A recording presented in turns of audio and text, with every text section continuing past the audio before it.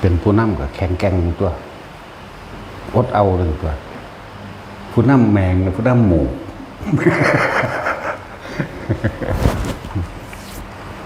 อดเอาเราเนี่ยมันคือพระจักขุบาลพระจักขุบาลถือเนสชิกโดยการบ่นอน3 เดือนคนเด้บ่นอนบ่ให้หลังแตะพื้นแล้วก็บ่ยอมกระพริบตาอีกธรรมดาบ่พระจักขุบาลเพิ่นเอาอันไม่ไผอ่อนๆนั่นน่ะมากึ่งใส่ตาไว้ธรรมดาเขาเจ้าเอาชีวิตแลกเอาเลยเด้ดิพากเพิ่นคือเพิ่นให้มีสติรู้สึกตัวอยู่ทุกเมื่อบ่ให้เผลอเห็นบ่แบบย่างกลางเด่นประเภทอานาปานสติ7 วัน7 เดือน7 ปีแต่เพิ่นอยู่ในลักษณะย่างกลางแต่3 เดือนของเพิ่นถ้าสิว่า3 เดือน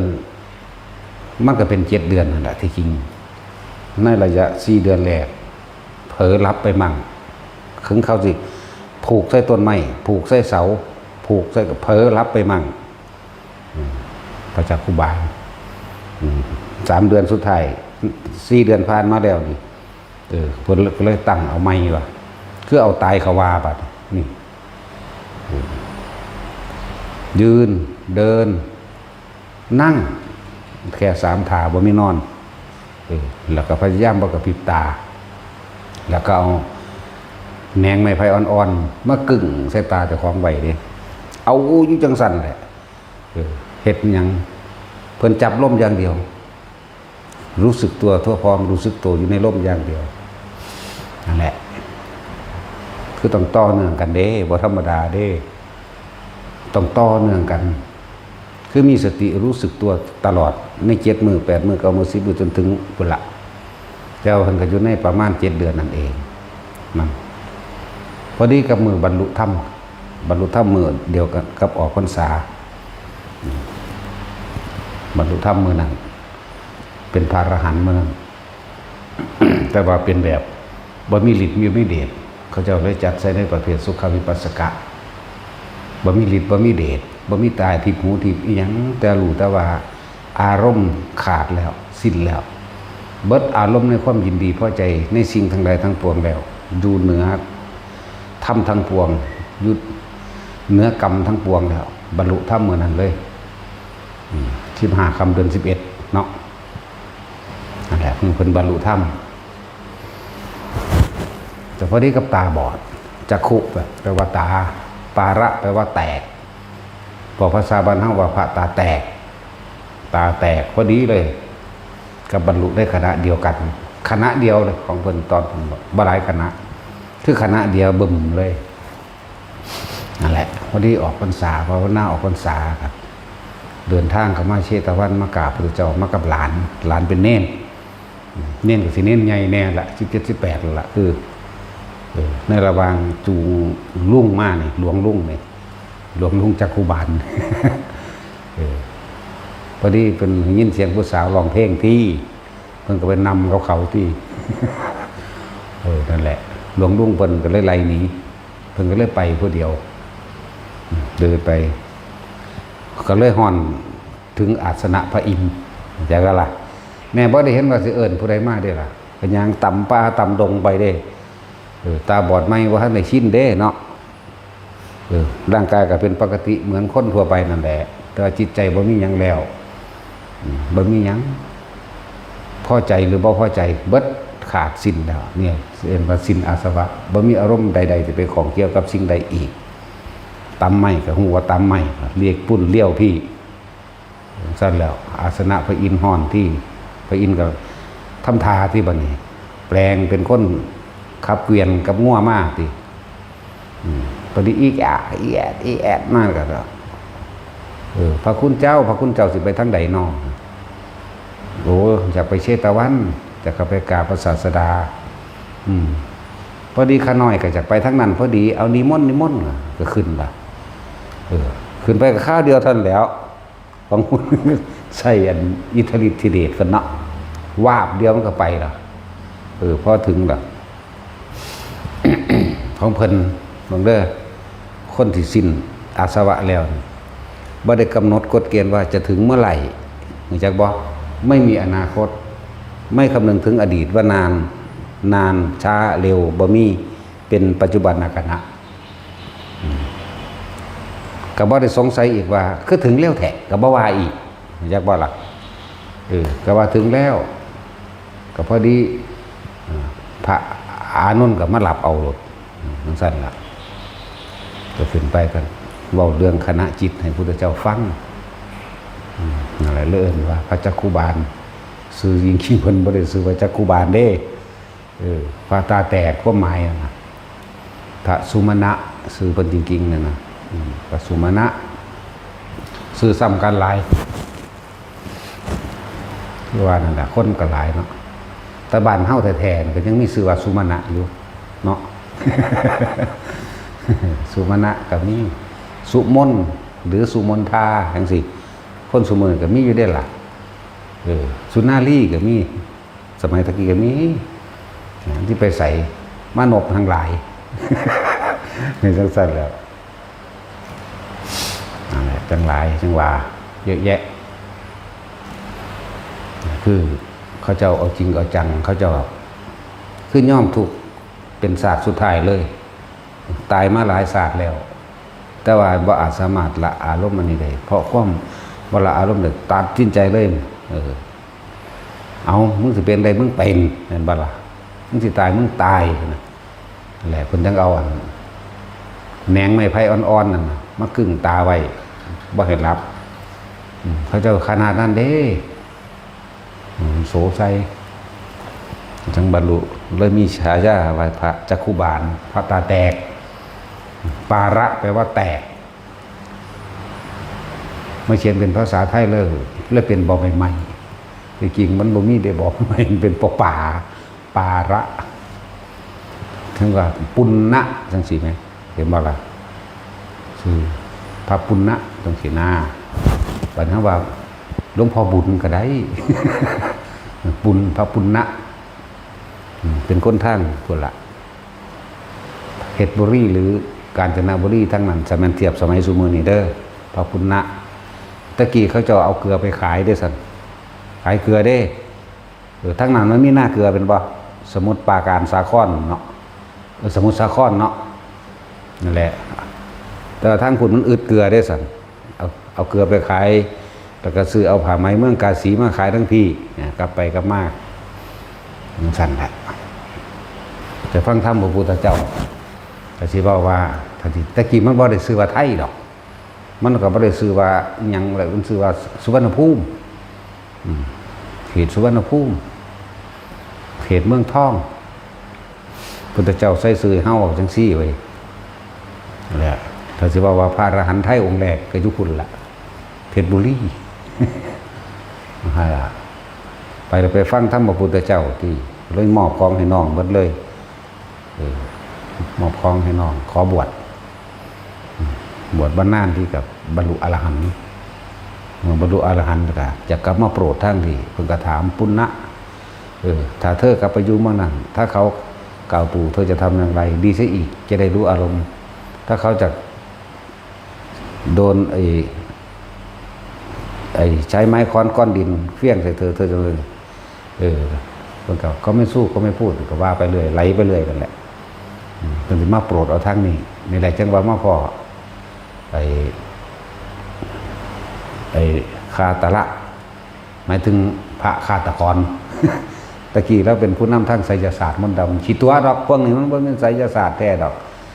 เป็นประเภทองค์การแช่งน้ำมนต์องค์การแช่งน้ำโกหกหลอกลวงหากินน้ำข้นโง่บางทีใส่ผู้ใดๆดอกจะใส่วิธีนั้นเอาต้นทายนั่นนี่แหละใส่ลูกน้องเจ้าของไปขาลูกน้องตั้ง35,000คนเนาะ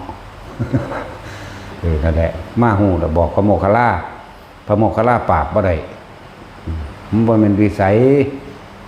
พุทธเจ้าว่าพุทธเจ้ามาปราบได้เอาแสดงฤทธิ์เบิ่งดูบัดนี้นะเพิ่นก็เขาก็เก่งฤทธิ์อยู่คือจังลักษณะว่าเป็นเก่งในกสิณอันเดียวในกสิณไฟหนึ่งสินาแต่พระโมคคัลลาครบสูตรเด้ ขนาดนั้นแต่ว่าปราบได้อยู่เรื่องฤทธิ์นั่นแต่ใจเขาบ่ลงอยากบ่เขาบ่ยอมบ่คือพระพุทธเจ้าเอาเธอจงแสดงฤทธิ์มีเท่าไหร่แสดงทั้งหมดมันแสดงบ่ได้ติส่วนพระโมคคัลลาแสดงเขาก็แสดงได้เข้าใจบ่ล่ะเขาบ่ยอมหม้องนี้นะแม่นสิเฮ็ดบ่ได้ทั้งเบิดก็สร้างแต่เขาก็บ่ยอมนั่นแหละจังซั่นแหละพระเจ้ามาปราบเอาบรรลุอรหันต์แล้วอย่าขอไปอยู่นำพระพุทธเจ้าบ่ได้เจ้าพาคนผิดอยู่นี่แล้วนั่นแหละจังว่าแสดงทำผิดได้แก้เข้าใจว่านี่แสดงทำผิดหรือแนะนำคนในทางผิดแล้วตัวเองต้องรับผิดชอบก็เลยได้อยู่ในเขตสระบุรีนั่นเองร้อยพุทธบาทสระบุรีอยู่หั่นใกล้ๆกันนั่นแหละครับพุทธชัยร้อยพุทธบาทอยู่สระบุรีนั่นแหละมันอยู่ค่ายแต่เดินค่ายทหารเนาะอันนั้นแหละ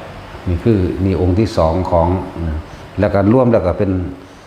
35,002 องค์ในต้นพุทธกาลก็ใช่บ่ล่ะว่าน่ะได้คิดได้ว่าบ่มีพระอรหันต์ในไทย แต่ว่าตะกี้มันบ่ได้แปลมันบ่ได้มีประเทศไทยเด้อเสือเมืองทองตะกี้ เขตสุวรรณภูมิลักษณะนั้นตะกี้ดอยก็ดอยอินทนนท์ก็ว่าอยู่หรือว่าดอยนั่นดอยนี่ทางภาคเหนือก็ว่าอยู่พระโมคคัลลาเพิ่นก็มาดูก็ดอเนาะมาฮอดยังล่ะวัดภูข้าวเพิ่นมานอนอยู่หันคืนนึงบ่ได้ที่วัดภูข้าวพระโมคคัลลาเด้พระโมคคัลลาบ่นอนแต่แข้งคือหมู่เด้นอนแต่แข้งซ้ายเด้บ่ได้นอนแต่แข้งขวาอะไรเขาเจ้าเลยเฮ็ดสลักไว้ในหินนั่นที่ภูข้าวผู้เคยเป็นลูกศิษย์ลูกหาเพิ่นเกิดมาก็มาสร้างวัดอันนั้นได้รู้จักบ่ล่ะสร้างวัดที่ภูข้าวในเจดีย์เขาเจ้ามีหยังหลายอย่างอยู่ในหันแต่ว่าบ่เคยมามาสู่องค์นั่นแหละมันเชื่อมกันอยู่แต่บ่ได้ไปใส่มันก็ของแผ่นดินติดกันเนาะลักษณะนั้นแต่มีคนอยากรู้ว่าให้ฟังในจักหน่อยนั่นแหละสมัยตะกี้พระอรหันต์ไทยมีบ่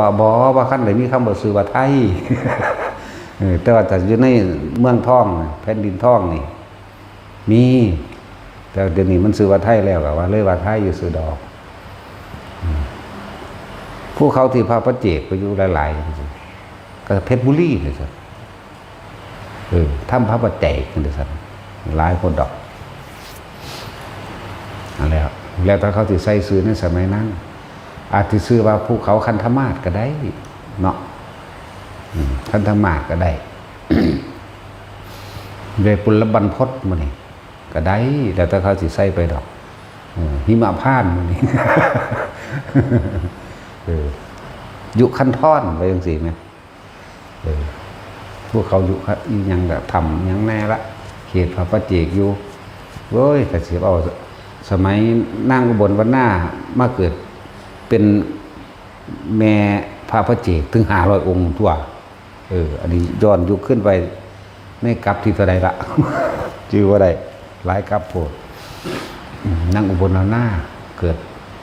สี่เกิดเป็นนั่งปทุมเกิดได้ดอกบัวบอกไปทั้งสื่ออภินิหารโพดเนาะ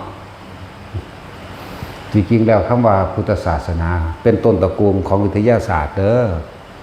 พุทธศาสนาสามารถพิสูจน์ได้ทุกอย่างอยู่แล้วเลื่อนว่าเป็นต้นตระกูลของวิทยาศาสตร์ทั้งเบิดวิทยาศาสตร์นั่นก็ช่างแต่เขาสิว่าเรื่องธาตุนั่นธาตุนี่พระพุทธเจ้ารู้แจ้งเบิดนาธาตุญาณะพระเจ้ารู้แจ้งในสรรพธาตุทั้งเบิดเลยถึงปรมาณูพุ่นล่ะยังก็แล้วแต่เพิ่นฮู้เบิดแล้วเพิ่นมาแยกเป็นธาตุใหญ่ๆไว้ดินน้ำไฟลมซื่อๆเนาะรู้ชีวิตสรรพสัตว์สัตตานังนานาทิพุนติกะรู้ว่าอุปนิสัยของสัตว์คือคนผู้นี้คนผู้นี้คนผู้นี้เคยทำบุญและบาปหรือกรรมอย่างมากกระสังจะบรรลุด้วยทำข้อนี้ข้อนี้บรรลุผู้นี้บรรลุไม่ได้เพิ่นก็บ่บอกเด้พวกปรมะบ่สอนจากบ่ล่ะนั่นสั่นแหละบางที่เพิ่นก็หักศอกใส่โดดสมควรแล้วล่ะที่เธอจะไม่รู้อย่างหนีเฉยนั่นสั่นแหละเพิ่นบ่สอนเอาเด้มันบ่มีของพ่อสิต่อเอาให้ได้ก็จะบ่ล่ะ แต่ที่พูดถึงคำว่าศาสนาอื่นๆนี่คือบังคับให้เชื่อแม่นบ่แต่ศาสนาพุทธนี่ไม่ได้บังคับให้เชื่อให้พิสูจน์ด้วยตัวเองนั่นเอิ้นว่าต้นตระกูลของวิทยาศาสตร์โดยสัตวศาสตร์18อย่างเพิ่นไปดาวอื่นๆเพิ่นก็ไปได้เด้ตอนนี้มันเป็นจังสิไปว่าได้แต่ว่าจักสิเว้าไปหยังดอกบ้าจำหมู่นี่ จักสิเว้าไปหยังรู้จักบ่สัตวศาสตร์รู้จักว่าแต่จุยเจ้าปานนั้นว่าเรียนจบปริญญา เนาะฮอดด็อกเตอร์ด็อกหมาบ่มันก็ลองเบิ่งแต่แม่แต่สิรู้จักสัตวศาสตร์ซะละ นั่นแหละความรู้ของพระเจ้ามันครอบไปเบิดแล้วล่ะแต่ก็สามารถพิสูจน์ได้บ่ได้บังคับให้เชื่อเด้แม่นบ่ความเชื่อนี่บังคับกันไม่ได้ความคิดนี่บังคับกันไม่ได้พ้นผู้นั้นต้องเฮ็ดเอาเองปฏิบัติเอาเองเรียนรู้ในตัวเองแต่ว่าเพิ่นแนะทางให้ซื่อๆเด้บ่ซั่นสิว่าเราตถาคตเป็นแต่เพียงผู้บอกทางบ่ให้พิสูจน์เอาเองให้รู้เอาเองส่วนอันอื่นๆมีการขอร้องอ้อนวอนด้วยการทำพิธีต่างๆมั่งนั่นบ่ล่ะบ่ให้วิจัยวิจารณ์ในศาสดาตัวเองพร้อมนั่นบ่ล่ะคือบังคับให้เชื่อเลยอันนี้เพิ่นบ่ได้บังคับจักเม็ดบ่เชื่อก็สร้างแมงแล้วก็ได้เฮา กระตาเลวบ่เป็นครูแล้วเลยเด้จังละ ทุกคนพิสูจน์ด้วยตนเองอยู่กับตนเองก็คือเฮาพิสูจน์ตนเองว่าในขณะใดที่เฮาอยู่กับลมหายใจแนบเนียนแน่นิ่งทำความรู้สึกอยู่กับลมหายใจเข้าออกในขณะนั้นสุขกับทุกข์เกิดได้อยู่บ่พิสูจน์ตัวแม่นบ่ล่ะคิดถึงความคิดถึงความรู้สึกเจ้าของตัวนี่เอิ้นว่าพิสูจน์ด้วยตนเองในขณะใดที่อยู่ในนี่อ้าวมันก็บ่ได้ไปคิดถึงไผได้นี่สุขกับทุกข์เกิดบ่ได้เลยแน่เอ้าตอนนั้นมันละตอนนั้นเด้ล่ะละคือบ่คิดแม่นบ่แต่คิดคือบ่ทันได้ละ นั่นล่ะละการปล่อยการว่างบ่เป็นว่างด้วยการคิดจะเอาความคิดความคิดให้มันหยุดคิดมันคมบ่ได้มันหยุดบ่ได้ดอกต้องอาศัยกุศโลบายอาศัยปัญญาพุทธเจ้านี่ขีดตัวความคิดให้มันคิดอยู่ในลมคิดไปคิดมามันก็ลืมอย่างอื่นตัวเนาะแล้วต้องอาศัยพระปัญญาพุทธเจ้าบ่ต้องรู้หยังมากรู้อนิจจังทุกขังอนัตตานี่พอรู้ทุกสิ่งทุกอย่างแค่สิ่งใดเกิดสิ่งนั้นดับเห็นไหมลงใจกับมันเห็นไหมพวกเข้าผ่านชีวิตมานี่เห็นคนตายมาหลายแล้วละเกิดแล้วก็ดับว่าสันหลวงพ่านปู่ย่าตายายพ่อแม่ปู่ย่าตายายบางคนก็ตายแล้วเกิดกับดับบ่ล่ะเขาบ่เห็นเพิ่นเกิดดอกปู่ย่าตายายแต่เขาอาจจะเห็นเพิ่นตายอยู่เนาะใช่แล้วพ่อแม่เขาก็บ่เห็นเพิ่นเกิดดอกก็เขาเกิดน้ำเพิ่น แต่ว่าเห็นเพิ่นตายอยู่นี่ไหมแต่ผู้อื่นๆที่เขาเห็นนี่ไหมคือเด็กน้อยเกิดที่หลังเขาเนี่ยเขาก็เห็นตายก่อนเขาเนาะความตายเป็นของบ่แน่แต่ว่าที่แน่ๆต้องตายแม่นบ่ล่ะลงบ่สั่นมึงนี่หรือไผสิบ่ลงบ่ยอมรับมันบ่นั่นแล้วธรรมะคือความจริงของทุกชีวิตสรรพสัตว์อยู่แล้วเกิดมาเท่าใดตายเท่านั้นเด้เจ้าสิศาสนาใดก็สร้างเจ้าสิขอบ่ให้ตายนั่นเพิ่นไปบ่ได้สิทำพิธีใดเจ้าสิสวดมนต์ใดเจ้าสิสวดมื้อละ100เวลาเพิ่นก็สวดเท่าแม่ตายเร็วกว่าเก่าอีกมันเมื่อย เบิดลมสั่นแล้วธรรมะจึงบ่แม่นของศาสนาใดศาสนาหนึ่งแต่ว่าเป็นของทุกๆคนที่นำเข้าไปฝึกหัดปฏิบัติตนเองแล้วพ้นได้เพิ่นบอกทางไปแล้วแต่ของบ่ศึกษาเองเนาะนั่นแล้ว จังว่าพวกเฮาสะสมไปเรื่อยๆนั่นแหละบ่ต้องไปฮู้สวรรค์นรกอีหยังดอกคือพระจักขุบาลเพิ่นก็ยังบ่ได้ฮู้ว่าผู้พาไปเมื่อกี้เป็นไผบ่ได้ฮู้จักเลยว่าเป็นพระอินทร์นั่นบ่ล่ะมื้อนี้ย่องพระอินทร์แน่มื้อนี้ องค์เก่านี่ล่ะองค์เดียวนี้แหละฮู้จักบ่ล่ะมันบ่ทันพอมือดอกสำหรับอันพระอินทร์เดียวนี้บ่ทันพอมือเขาดอกสั่น หรือมือแล้ววะดาวดึงส์เด้อเนาะ100 ปีมนุษย์ได้อยู่หลายมือแล้วครับ ลืมบอกไม่ก็ได้ตัวแม่นบ่สัตว์บ่ผิดก็บอกไม่ได้ตัวสั่นแหละหลายมือแล้วสั่นมื้อนี้มันจัก100 ปีแล้ว 2,000 ปีก็แสดงว่า20มื้อเนาะมัน100 ปีเด้20มื้อ25มื้อกว่าๆหาก็25มื้อกว่าๆนึงเด้ออยู่พุ่นเด้อ ก็แม่นบ่ล่ะมัน100 ปีไหม100 ปีมนุษย์เท่ากับ1 วันแม่นบ่ล่ะก็ไล่ใส่ที่มันจักมือสั่นว่า25มื้อกว่าๆนึง25มื้อครึ่ง2,500เนาะอาจจะอยู่บ่าย2ก็ได้ ก็สั่นตัว25มื้อกว่าๆนึงเด้อนั่นแหละพวกเขาว่าเขายื่นติมันบ่สั่นบ่ได้ยื่นเด้อพูดถึงเทียบอายุของดาวดึงส์แต่จาตุมก็50 ปีมนุษย์เท่ากับ1 วันนั่นบ่ล่ะ2 มื้อนึงเด้อถ้าของนึงอายุคน100 ปี2 มื้อนึงเด้อ2 มื้อเขาสมมุติว่าพ่อแม่เฮาตายไปสวรรค์สันจาตุมสิปึ๊บไปได้มื้อนึงเนาะลูกอาจสิอยู่40-50 ปีไปแล้วเพิ่นไปโอ้กินฮอดลูกเด้อไปเบิ่งกันหน้าคุณลูกในนรกล่ะจักบ่ล่ะคือจะ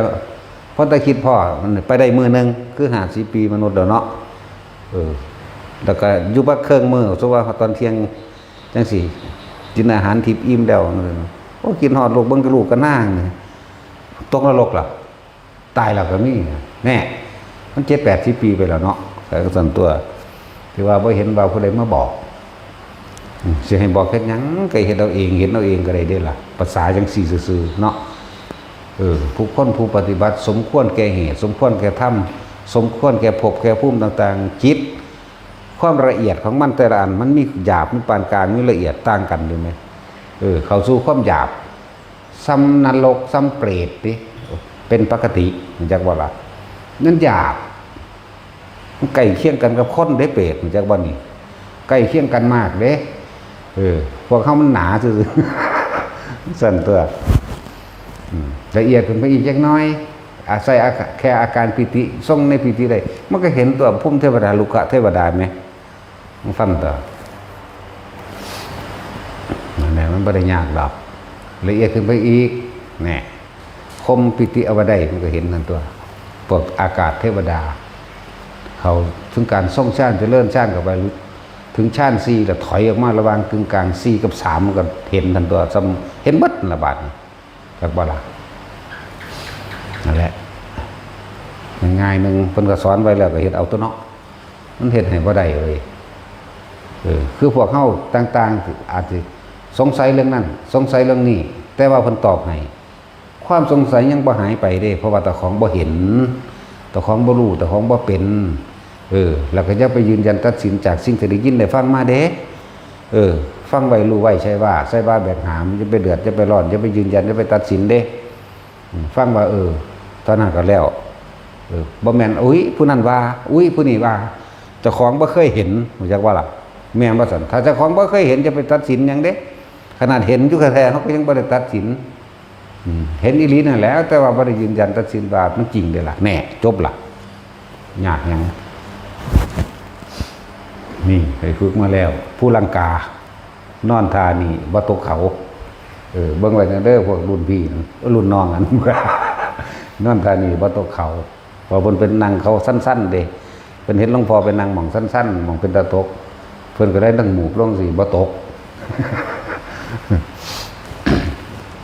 แบบฝึกไปเรื่อยๆนั่นแหละคนเฮาเกิดมาเพราะความบ่รู้เกิดมาเพราะความผิดพลาดเฮาบ่ทันอารมณ์ก่อนจะเกิดอารมณ์คือเฮาบ่ทันความผิดก่อนจะเกิดความผิดเฮาก็บ่ทันสัญญาแต่มันเกิดร่วมกันนี่แหละสัญญาคิดอารมณ์พบเงินย่อให้พระบางองค์เพิ่นก็บวช7 เทื่อเพิ่นดอกเว้ยมันซื้อวางได้บ่ลืมซื้อเพิ่นล่ะเพิ่นเป็นคนขี้คร้านเด้พระองค์นั้นเนาะฮอดยามเฮ็ดหน้านี่เขามาบวชเด้เขาเข้าขึ้นแล้วซึกเฮ็ดหน้าอีกแล้วเขามาบวชจังซั่นเด้7 เทื่อที่7เทื่อที่7 มันก็สะดุดหรือหยังของเพิ่นละแนวใดละกูได้เที่ยวเข้าได้ออกขี้ข้านขี้เกียจการงานที่จริงบ่ได้มีศรัทธาดอกแต่ว่าเป็นคนขี้ข้านแต่พระพุทธเจ้าก็บ่ห้ามเด้ล่ะเที่ยวก็ออกไปเที่ยวออกมาทั้งที่เจ็ดนะมันก็สะเทือนใจเจ้าของกูนี่เที่ยวเก่าเที่ยวออกคือพ่อสำนีเพราะว่าความเกียจข้านการงานกูสิบ่ขยันมันเบิ่งจักเทื่อนะก็ไปตั้งใจฟังธรรมพระพุทธเจ้าเมื่อตั้งใจฟังธรรมพระพุทธเจ้าเพิ่นก็สอนสติปัฏฐาน4หนีออกจากกายแม้อยู่กับลมหายใจมั่งอยู่ก็นี่มั่งอย่างที่มันก็ยกเอตตะคะคือจังพระภาคกังขาเรวตะจังซี่เป็นผู้ชำนาญในฌานเด้ภาคกังขาเรวตะชำนาญในฌานเข้าออกฌานหรือฌาน1 2 3สิอยู่1ได้ก็ได้อยู่2ก็ได้อยู่3ก็ได้อยู่4ก็ได้อยู่5 6 7 8ก็ได้ได้ทั้งเบิดภาคกังขาเรวตะเพิ่นก็ฟังเรื่องนั้นเลยเนี่ยเพิ่นก็ได้ขอคิดไปแล้วก็ไปเฮ็ดเอาว่านี่ในพรรษานั้นเลยบรรลุอรหันต์โดยปกติหมู่พระนำกันเห็นออกพรรษาแล้วนะท่านจะพึ่งศึกเด้อความหมายให้เขาแล้วเขาก่อนตะกี้บ่ได้แล้วง่ายได้แล้วเขาปีใหม่จักบ่ล่ะบ่ได้คือเดี๋ยวนี้เด้แล้วต้องน้ำเปียกๆอยู่พุ่นเพราะวันท่านสมัยหลายเนาะเห็นว่าแต่กี้ตั้งแต่กี้ปีใหม่บางคนก็กุมภาพุ่นเด้จังแล้วคนตะกี้เขาจะเอาเฟื่องมัดเอาเด้บ่ท่านได้มีจักตอกเด้จักบ่เอาเฟื่องมัดเอาบีบหัวลงกับกิ่วหมุนปั๊บโลดเฮ็ดเป็นบ่พุพวกนี้บ่จักตั้งแต่ตอกกับมัดบ่เป็นเนาะมึงจักตอกเป็นบ่เฮ็ดซั่นแล้วโอ้ยตัวซ้ำจังได๋สิไปจักมัดเฟื่องบัดเกี่ยวมันมีแล้วไปเกี่ยวนั่นน่ะก็เกี่ยวล่ำเข่าทิ่มไปในฟอนเข่าฝาดเข่าแต่ละฟอนตากแดดไปโดนเติบอยู่ดิสิแดดหาแดดตนเด้ถ้ามัดเฉพาะหมอกลงดอกกันแต่แดดถ้าหมอกเบิดก็เศร้ามัดนั่นแหละคนตะกี้คือว่าสิแล้วเขาเพิ่นก็ซึกในช่วงระยะปีใหม่นั่นแหละพอดีก็ออกไปหากินเหล้าโท่เมาแอะไปน้ำเขาเด้จังซั่นแล้วบ่โดนเมษาพฤษภามิถุนาเขามาบวชจังซั่นเฮ็ดเป็น7เทื่อนั่นแหละเลยได้ขอคิดขอทำจากพระเจ้าในพรรษานั้นก็ได้บรรลุบวชตั้ง7โบสถ์พุ่นก็สิว่าซ้ำเขาว่าใช้3โบสถ์บ่ทันแม่นคนว่าเอาแมง7โบสถ์พุ่นคือพระอันนี้แหละมาเพิ่นบรรลุแล้ววันหมู่ว่าท่านออกพรรษาแล้วเตรียมตัวดีหรือยังนะก็เสยแต่ว่าฮอดปีใหม่ปุ๊บอุปชาล่อศึกให้ท่านอยู่เด้นั่นศึกบ่ได้เพิ่นเว้าศึกบ่ได้สิอยู่ในนี่แหละก็ไปฟ้องพระพุทธเจ้าว่าอวดคุณวิเศษได้บัดนี้พระพุทธเจ้าก็บอกเอิ้นมาแล้วเธอกล่าวว่าเธอบ่อาจสามารถสิศึกษาไล่เพศได้อีกเป็นเพราะเหตุใดบ่มีแนวให้ศึกนั่นไปหันเด้บัดนี้ก็ผู้ฟ้องก็ฟ้องอยู่หั่นแหละตอนนี้เพิ่นเลยให้แสดงธรรมตัวแสดงตรงที่ตัวเองเห็นนั่นแหละเพื่อเป็นการยืนยันตัวเองว่าเป็นผู้บรรลุแล้วนั่นแหละพระองค์นี้ก็บรรลุไป7โบสถ์พุ่นถ้าจะเว้าเรื่องโบสถ์ใช่7โบสถ์ตะกี้บ่มีโบสถ์ดอกว่าท่านไม่มีเด้อแล้วสมัยพระพุทธเจ้าเขายังมีอยู่นั่นน่ะสาวาศาลาโรงถ้ำหรืออารามมีอยู่แต่ว่าคำว่าโบสถ์มันมีเป็นนั้นเป็นน้ำข้นว่าไปลงอุโปล่ะเนาะไปฟังปาติโมกข์บ่แม่นลงอุโปนี่เห็นว่าซับมันเปลี่ยนไปเลยนี่ลงอุโบสถก็บ่ว่านี่แล้วอุเปไปเลยสมัยหน้าจักสิเปลี่ยนไปจักสิแปลว่าจังใดอีกได้บัดนี้เนาะนั่นแหละพวกเฮาก็สะสมไปสังเกตตัวเองเอาพิสูจน์ตนเองเอาพิสูจน์หยังพิสูจน์ว่าตอนที่เฮาอยู่ในลมมั่งตอนที่เฮาอยู่กับจุดอุณาโลมใดมั่งอยู่ในความรู้สึกในกายมั่งฐานที่อยู่มันกายเวทนาจิตเวทนากายนี่แหม ถ้าว่าจิตในจิตก็มันก็เฝ้าสังเกตความคิดเจ้าของเองนั่นแหละแต่ว่าจะหนีออกจากฐานถ้าว่ามีฐานที่ตั้งของจิตมันก็ต้องไปทั้งไม่เลยต้องตั้งอยู่ในฐานลมหายใจก็คือกายในกายนึงอันนี้ก็เป็นฐานที่นึงบัดนี้ก็อาการปีตินั่นน่ะจากว่าล่ะ ชาพคุโรเพ่งอยู่ในอารมณ์ที่เป็นหนึ่งแล้วปีติปราโมทย์ก็เกิดขึ้นเองคือพวกเขาเห็นอยู่เดียวนี้แหละแล้วจังสี่เป็นเครื่องสังเกตความคิดบ่ยากนะอธิบายดูความรู้สึกมีอยู่ในกายอันเป็นเวทนาในเวทนาความคิดไปแต่ความรู้สึกมีบ่ต้องห้ามเข้าใจว่าล่ะห้ามคือหลงคิดเป็นน้ำมันมันธรรมดาบ่เฮ็ดอยู่แค่นี้ให้มันใจเถอะนะตั้งแต่ลมหายใจเขาออกเฮาก็พอรู้แล้วบัดนี้ลมบ่มีแล้วเฮาก็อยู่ในการทรงฌาน2ไปเลยความรู้สึกตัวนี่เวทนาในเวทนากายเวทนาจิตเวทนากายร่วมกันเป็นหนึ่งแล้วที่นี่สิ่งที่มันเคยคิดคือความคิดมันก็คิดไปของมันนั่นแหละอยู่แค่นี้อย่าไปอีหยังมากนะแต่มึงคิดไปรวดบ่ต้องห้ามความรู้สึกนี่มากูสิส่งเสริมมึงคิดจังซี่เอาเถอะนะเฮ็ดลองเบิ่งตัวพิสูจน์ด้วยตนเองตัวเอาคิดไปคิดมามันเบิดคิดเอาเองก็มีเด้แล้วร่วมเบิบเข้ามาได้บัดนิ่งจะโลอยู่บัดนี้แต่เห็นสิ่งทั้งหลายนี่ว่างไปเบิดบัดนี้ต้นไม้ภูเขาเสียงนกก็ยินแต่ว่าว่างจักบ่ล่ะคนย่างไปบางมากก็เห็นแต่ว่าว่างเพราะว่ามันบ่นำเข้ามาคิดเด้ว่างจากสิ่งที่มีแต่บ่มีในสิ่งที่คิดนี่จักบ่ล่ะ นั่นแหละเฮ็ดไปเถอะบัดมันสิเป็นดอกบ่เป็นก็สร้างนะว่าถ้ากูตายในอุณหภูมิใดเนาะทั้งสั่นเด้อ เฮ็ดเถอะว่างจากสิ่งที่ตาเฮาเห็นหูเฮาได้ยินว่างจากกลิ่นเฮาได้ดมนี่ล้วนแต่เป็นสัญญาขันธ์เบิดจากวันนี้เหม็นหอมมันรู้ก็มันรู้ต้นเป็นสัญญาของมันอยู่แล้วดอกมะลิมันรู้ก็หูจักตัวว่าดอกมะลิปึบโลดบ่ได้ไปคิดได้ล่ะเนาะมันต้องฮู้ขึ้นมาโลดได้ล่ะผู้หญิงก็เห็นว่าเป็นผู้หญิงโลดได้ล่ะผู้ชายก็เห็นว่าเป็นผู้ชายโลดงัวก็เป็นงัวควายก็เป็นควายโลดได้ล่ะโอ้มันหยังนอนี่บ่ได้ว่าเด้มันฮู้โดยสัญญามันอยู่ไหมเนาะจังซั่นแหละมันก็เหลือแต่กองของขันของมันต่างหากตัวบ่จักดอกสิเว้าเรื่องขัน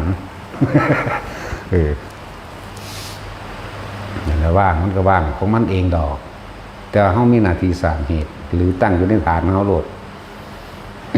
ตาเห็นว่างจากสิ่งที่เห็นพ่อเข้าใจสุขคนดอกบ่เดี๋ยวนี้ปราศจากการคิดในสิ่งที่เห็นได้เอิ้นว่าว่างบ่แม่นว่ามันบ่มีหยังมันมีอยู่แต่ว่ามันอยู่แต่มันเฮาบ่นำถอดลำเลียงมันเข้ามาเฮาบ่ถอดสะพานมันเข้ามาเฮาบ่ถอดสะพานไปเอาสิ่งนั้นเข้ามาให้ก่อเกิดในใจเฮาน่ะความรู้สึกเฮาเกิดบ่ได้นั่นแหละฝึกไปผลได้ทุกคนนะอยู่ในลมหายใจนั่นแหละอยู่ในอุณหภูมินั่นแหละมันต้องเปลี่ยนฐานไปเปลี่ยนฐานมาอยู่ดอกนะแม่นว่าแท็กซี่มันบ่อยู่หม่องเก่าดอกแต่ว่ามันต้องอยู่ในความรู้สึกตัวรู้สึกว่าลมเข้าและลมออกมั่งเมื่อบ่มีลมบางทีก็รู้สึกที่หน่วงอยู่บนหัวมั่งอยู่บนหน้าผากมั่งอิ่มปลื้มอยู่ในกลางอกนี่ทำกลางระหว่างนี่ก็เป็นนิ่มน่วงอยู่กลางท้องก็เป็นเด้แต่เฮาก็ฮู้จักว่าถ้าจะออกจากความรู้สึกนี่อย่าคิดออกรู้อยู่ในนี่รู้ความรู้สึกนี่ไล่ไปไล่มาไล่ไปอยู่พอสำนี่บาดสิตายมันร่วมมันล่มคือเก่านั่นแหละนั่นแหละเฮาว่าหาเครื่องอยู่คนทรงชาติเจริญชาติเฮ็ดหยังก็สำเร็จเด้เราจะไปคิดในทางเลวซั่นน่ะมันเสื่อมได้บัดนี้เพราะว่าหยังมีเกิดการกันแกล้งเฮานี่เป็นเครื่องทดสอบใจเฮาเด้รู้จักบ่นี่คนที่มาลุยเฮาอยู่เดี๋ยวนี้กันแกล้งเฮานี่ทดสอบผู้นี้เด้คิดว่ามันตายเด้แต่ว่าเจ้าของเสื่อมเข้าใจบ่นี่หังบ่แม่นเสื่อมทั้งเบิด มันจะเอาทุกด้านเขาจะบอกคิดว่าให้บักนั่นตายอีนี่ตายแท้แต่ว่านี่แหละเป็นเครื่องทดสอบว่าเฮาสิว่างจิตเป็นกลางเป็นบ่เฮาสิอยู่ในสุญญตาเป็นบ่เฮาสิอยู่ในสุญญตาวิโมกข์เป็นบ่เฮาสิว่างปัญญาทางใดก็จะบ่นี่เลยเอิ้นว่ารอบรู้ในกองสังขารก็ว่าจักบ่ล่ะถ้าคิดแบบนี้คือสังขารแม่นบ่ให้อีนี่ตายภายในเท่านี้ได้แต่ว่ามันบ่ได้ออกจากใจมันฝากซื่อๆแต่ใจมันบ่เป็นจักบ่ล่ะเป็นนังเฮ็ดบ่ได้แต่ว่าตัวเองต้องถูกตัดคะแนนจากว่าคะแนนนั้นมันเต็ม30อยู่แล้วเดี๋ยวนี้เหลือแต่เครื่องทดสอบนิดหน่อยนึงนะนั่นแหละ ขนาดเว้าเล่นๆกับสัตว์ซื้อตกเปะยังมาตายโลดเนาะเอาเห็นอยู่ตัวบ่เห็นอยู่บ่เห็นบ่ก็ตกตรงนี้ตัวนี้หวยมึงตายแมงยังตึงหัวกูเปะลงมาเสือกตายดีตัวนึงก็รีอยู่ในหันคิดซื่อๆมึงอย่าออกมามันก็ยังเข้าไปแล้วเรื่องสั่นก็นั่นแหละมึงไม่ได้กินกูดอกไงว่าล่ะคนที่แต่เพราะฉะนั้นมันจึงมีแต่สิ่งหลอกลวงหรือเร็วๆมาเพื่อสิตัดคะแนนเฮานั่นแหละเขาเข้าใจดีหน้าเรื่องคำว่าสุญญตานะสังสารวัฏนี่กับปณิพพานมันรวมมีปัญหาเด้มันอยู่ใกล้กันนิดหน่อยนึงเด้เส้นผมบางไว้นึงเด้แต่ว่ามึงสิมาตัดคะแนนกูบ่ได้ดอกกูด่าตะปากกูถีบตะโต ใจกูบ่ได้เป็นเด้อมึงเอากูบ่ได้ดอกจักว่าล่ะด่าตะปากถีบตะโตยิ่งตะปืนเนาะตาสิน ใจมันบ่เป็นเด้ล่ะว่าขาคนหรือเวขาเห็ดเป็นบ่เดี๋ยวนี้นั่นแหละใจมันบ่เป็นมันเป็นเครื่องทดสอบใจเฮาว่าเฮาสิมีอารมณ์อีหลีบ่นั่นน่ะสิ่งเหล่านี้น่ะธรรมดาบ่นั่นแหละเฮ็ดไปเถอะอีหยังก็เลยเฮ็ดไปแบบนี้แหละพวกเจ้าบ่ต้องมายากนำดอกพวกเจ้าเอาตะของโลดเด้อเอาหูดังเจ้าของโลดเอาหน้าผากเจ้าของโลดเอากลางหัวเจ้าของโลดอยู่ในเจ้าของโลดบ่ต้องมายากในตัวเพิ่นบริหารเองดอก เพิ่นสิบริหารเองดอก เฮ็ดไปบางคนก็บ่เคยท่านคือโกศยะเศรษฐีในสมัยตะกี้พุทธเจ้ามีชีวิตอยู่เนาะเศรษฐีหยังมาขี้ที่ครับแหละ ประนั้นแต่ว่ามีคนใส่มีลูกมีเมียเด้มื้อนึงเขาไปประชุมในเมืองออกมาแล้วเห็นก็อยากกินขนมเปื้อนน้ำเขาขนมทอดขนมพองขนมเปื้อนน่ะเอาเครื่องต้นไม้เฮ็ดดอก เรื่องสั้นแหละแต่สิเว้าอย่างนึงว่าเป็นข้าวเคียบมั้ยเอาข้าวเคียบปิ้งกี้แล้วมันโพ่งขึ้นมั้ยนั่นแล้วซ้ำนั่นก็ขี้ที่ได้แบบนี้ ถ้าสิบอกโอ๊ตจนจอยอร่อยเมียก็ไปถามว่าท่านเศรษฐีท่านเป็นยังขึ้นหลังกายสุภาพโอ้ยจะกินขนมเปลืองว่าซั่นแต่สิเฮ็ดให้กินก็ย่านลูกกับเมียได้กินน้ำพะนะโอ้ยมึงก็จะเอาเมียเฮ็ดหยังซั่นเนาะโอว่าบ่ได้บรรลุแล้ว ว่าไม่ก็ได้ตัวเศรษฐีสิตานีโกศยะเศรษฐีสุดท้ายแล้วก็ให้เมียหาน้ำมันให้เมียหานั่นเอาน้อยๆได้น้ำมันก็เลยแล้วก็แป้งเอามาเฮ็ดเอาน้อยๆคือกันพุทธเจ้าเร่งเห็นอุปนิสัยโอ้อัตตาตัวตนมันบังมรรคผลนิพพานอยู่แค่นิดเดียวแต่คนที่ทรมานเธอใดคือโมคคัลลาพุทธเจ้าได้พระโมคคัลลาเคยเป็นอาจารย์ดอกโมคคัลลาไปทรมานเอาโกศยะเศรษฐีแน่พระโมคคัลลาก็ระลึกเบิ่งอ๋อได้ก็น้อยไปล่ะทางนี้ปิดเปิดหน้าต่างบานเดียวดอกญาติคนมาเห็นขนาดโยปราสาทสันติเขตเด้นี่ ญาติคนได้กินน้ำครับบ่เศรษฐีผู้นี้กินข้าวกับน้ำสมภัก ธรรมดาว่าขี้ที่คักหลายแต่ว่าอุปนิสัยเขาเจ้าเคยสังสมมาแม้นบ่ฮู้แม้นบ่ได้แม้นบ่อยากรู้อยากเห็นหยังถึงเวลาแล้วคนที่เคยอนุเคราะห์สงเคราะห์ซึ่งกันและกันเปิดเผยกันเองเด้ทั้งสั้นแหละ ก็ทำไปเถอะพวกเฮาสุดท้ายแล้วก็ทอดเป็นโพ่งขึ้นพอดีพระโมคคัลลาก็ลอยอยู่ระหว่างหน้าต่างนั่นแล้วถือบาตรไว้อยู่หันหลังใส่จักว่าล่ะว่าจากให้ว่าพระนี่มาขออยู่แล้วว่าหันหลังตำทุนถือเห็นของเพิ่นเฮ็ดได้หลายล่างบัดนี้หันไปทางใดก็เห็นคือเก่าหันไปทางใดก็เห็นคือเก่ามาใส่ให้จักหน่อยคือสิหนีดอกเว้ยนะก็ได้หยิบเอาน้อยหน่อยซ้ำกี่ดังนี่แหละทีมใส่บาตรพระโมคคัลลาปั๊บมันใหญ่ขึ้นที่ก็เลยเห็นเป็นอัศจรรย์ที่มันสั้นแล้วสุดท้ายแล้วครับเพิ่นก็ได้ใส่อันฤทธานุภาพเพิ่นนั่นแหละเฮ็ดเป็นทอดสะพานยาวไปหาพระพุทธเจ้าเพิ่นก็บอกเรื่องเล่าว่าถ้าเจ้าท่านแบบนี้เจ้าสิมีอานิสงส์แบบนี้เห็นบ่นี่ตัวอย่างแค่เจ้าท้อขี้ดังเจ้าทิ่มใส่บาตรยังเล่าอาตมานี่มันก็ยังใหญ่ได้ขนาดนี้ปันคนกินบ้านเมืองก็ยังได้สิโอ้เพิ่นเห็นคนโลภอยากว่าล่ะถ้าท่านในพุทธเจ้าได้หลายกว่านี้อีกว่ะไปแล้วมันอยากได้หลายบ่ท่านนี่แม่นหยังเด้ก็อยากว่าบ่ท่านได้ว่าสิศรัทธาเด้คืออยากได้หลายกูบ่ได้ลงทุนทิ่มลงบาทพระโมคคัลลาหน่อยก็ยังได้เปลี่ยนเขิบบักใหญ่ถ้าใส่บาทพระเจ้าคงสิบ่ซ้ำองค์คุณบอกเลยคิดไปหั่นเด้ไปล่ะนั่นแหละ พระเจ้าเพิ่นก็รออยู่แล้วแต่ฮอดก็เอาน้อยๆนั่นล่ะใส่ แป๊กลงของเพิ่นใส่พุทธานุภาพของเพิ่นเนาะมันก็กระจายไปหมู่ภิกษุถึง500องค์ได้หลายอีหลีบัดนี้เอากินเข้าไปกินก็บ่เบิดบัดนี้กินก็บ่เบิดตอนแรกหิวอยู่แล้วบ่ค่อยฟังหยังแต่ว่ามันอิ่มแล้วฟังเด้แล้วพระพุทธเจ้าก็แสดงอนุภูพิกถาทานอานิสงส์แห่งทานศีลอานิสงส์แห่งศีลแล้วก็มาภาวนาแล้วก็มาลงอริยสัจสี่จักว่าล่ะคนเฮารวยเพียงใดก็พุทธเจ้าถามก่อนโกชิยะปู่ย่าตายายของเธอไปไหนบอกตายแล้ว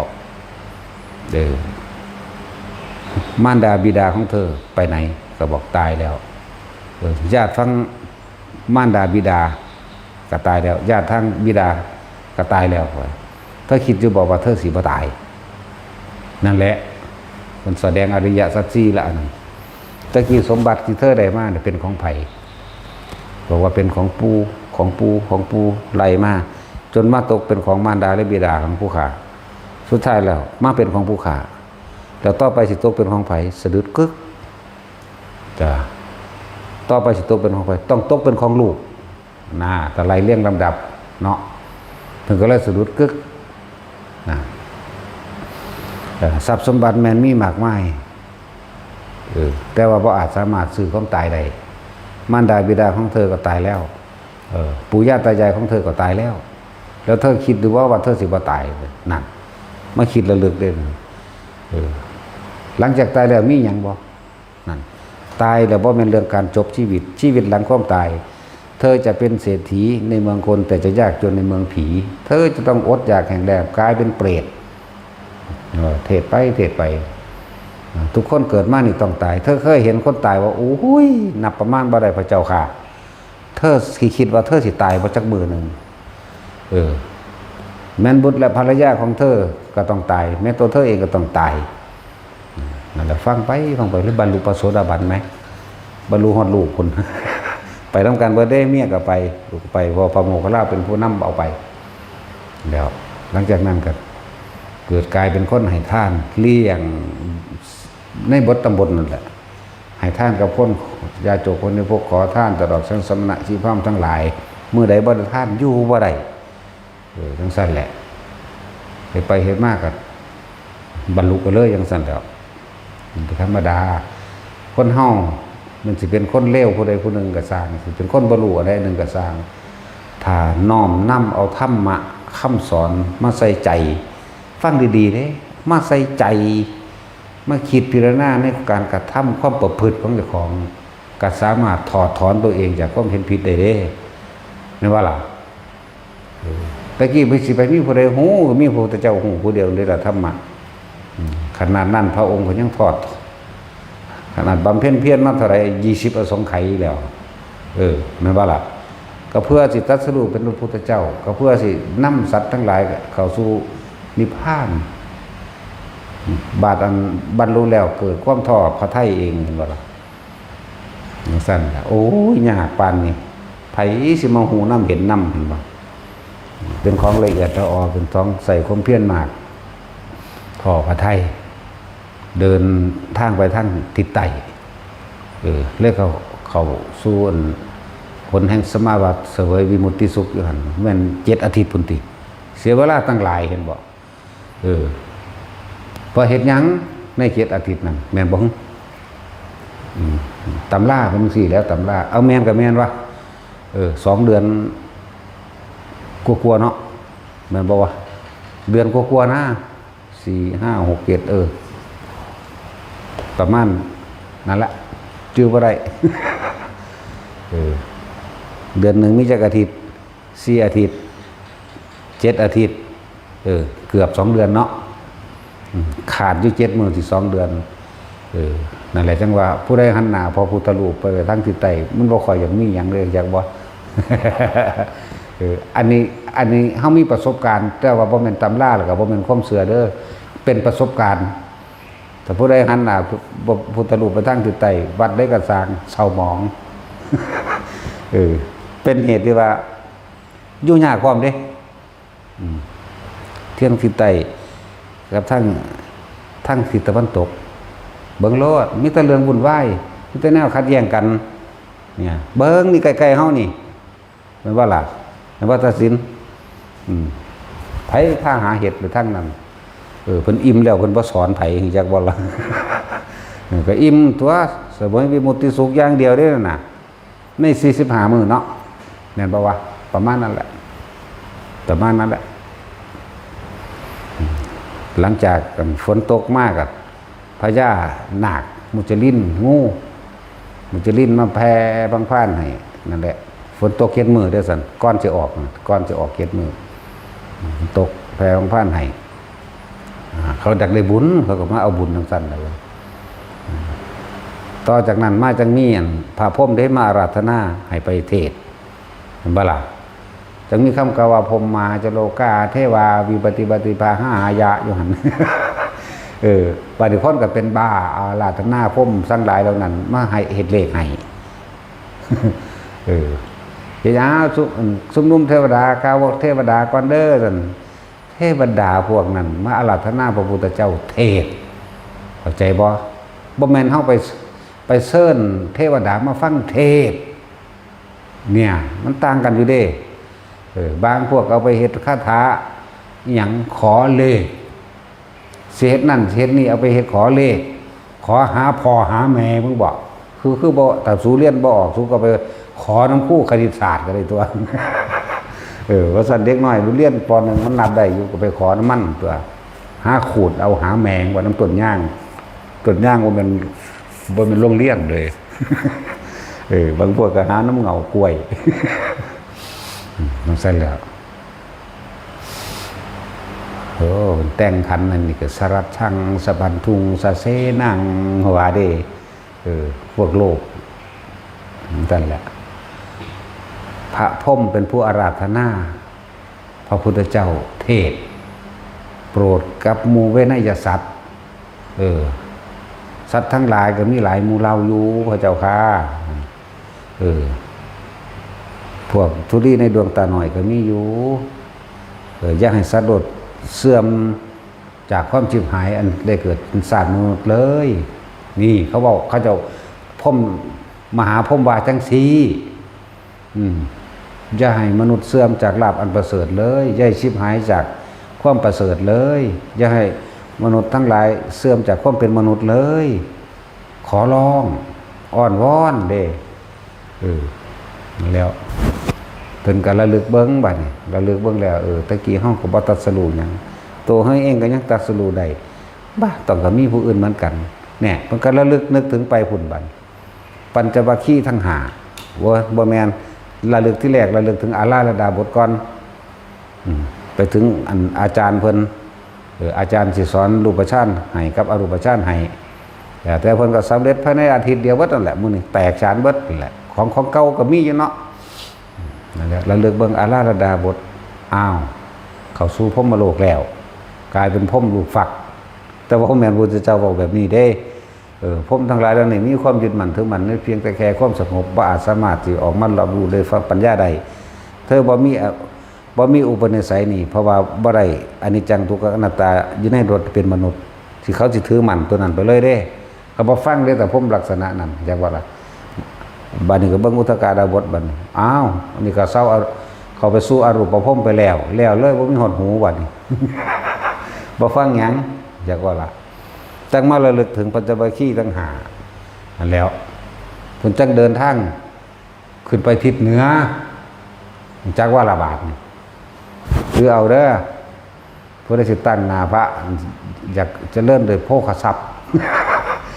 แต่ว่าแม่นไปทำเร็วเด้หันหน้าไปทางทิศเหนือตัวสังเกตเบื้องโลดบัดใดที่มีการเจริญภาวนานั้นนี่พระเจ้าส่วนมากหันหน้าพระไปทางทิศตะวันออกกับทิศเหนือเท่านั้นบ่ได้หันไปทางทิศใต้ทางทิศใต้กับทางทิศตะวันตกนี่มีแต่เรือนกัน2มองหรือสิบ่แม่นเด้อหันไม้ได้บาดนี่ ใครจะมีปัญญาหันหน้าไปทางทิศตะวันออกใครจะมีทรัพย์มากก็หันหน้าไปทางทิศเหนือ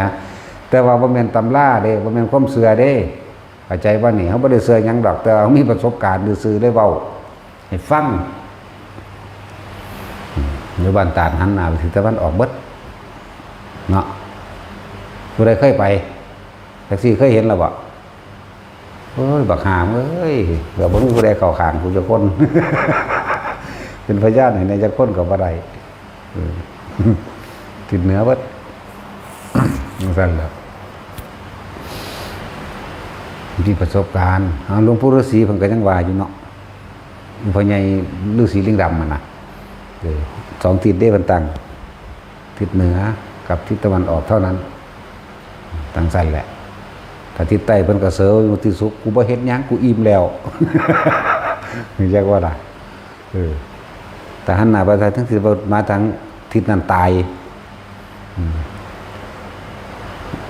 ถ้าพุทธไสยญาติ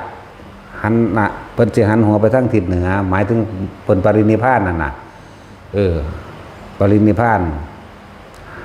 หันหน้าไปทางทิศตะวันตกแต่หันหัวไปทางทิศเหนือเข้าใจบ่นี่ตะแคงขวาไหมก็เฮ็ดเบิ่งที่เราพูดได้อย่างจักทั้ง4ก็หันไปคงอันแหละแบบนั้นตอนเผาเพิ่นก็หันหน้าไปพุ่นละบ่แม่นหันหัวไปทางทิศพุ่นแหละทิศเหนือ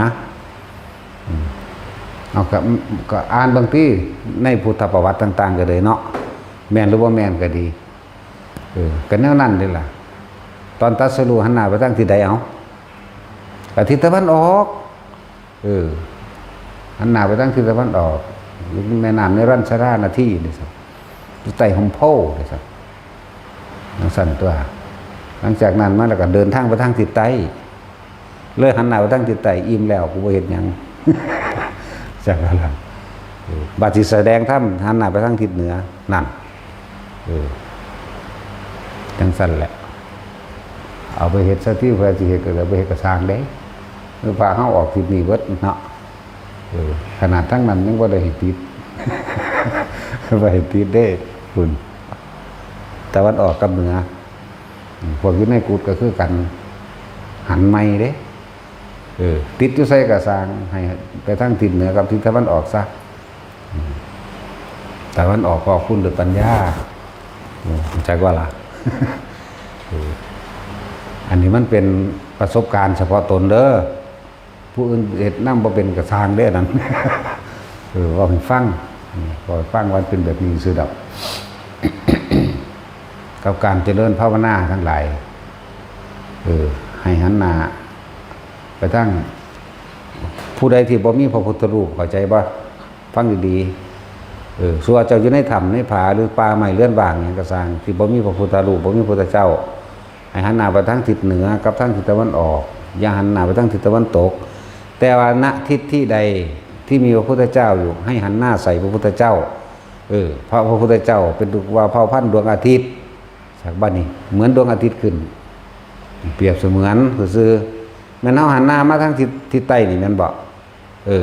แต่ว่าพระพุทธเจ้าเป็นดวงอาทิตย์ให้เฮาแล้วจะว่าล่ะเป็นผู้ดังบ่าวเผ่าพันธุ์แห่งดวงอาทิตย์เด่นนะ